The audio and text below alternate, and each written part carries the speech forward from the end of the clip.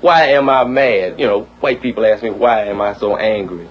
And, you know, I don't have any answer for him because it'd be ridiculous for me to answer him because he couldn't understand anyway, obviously, because he asked me the question. Do you know, have you heard any black people arming? You hear of Avon Township, Springfield Township, Waterford Township, you know, by the verse of Birmingham, that you have racist state representatives that are telling them to arm, like Coon and Harvey Lodge.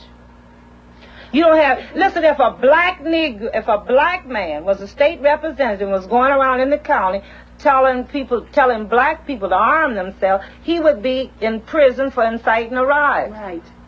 Well, aren't there black people telling their Of people course to there are. arm? Sure. Self-defense.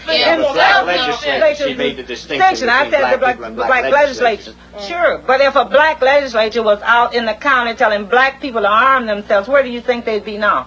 If they got into jail before they killed him. Before they killed him. But Harvey Lodge and Coon is jumping all over the county, and they're a big deal. You know, in the 400 years that I've existed there, 3 years, you know, 3 generations within my own family, why don't you know what I'm like?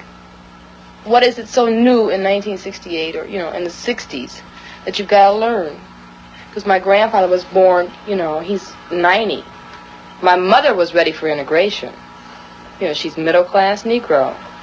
Now, all of a sudden, you come to me, and you say, you know, communicate with me. Hell, I've been here all the time. And we've been Where were you? Communicate.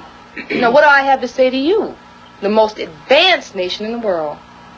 It has to be resolved. It has to be resolved because I want my children to have an answer. If not me, I personally prefer that I have an answer. You know, I don't have, you know, I like to think I don't have my lifetime to waste on this. You think we're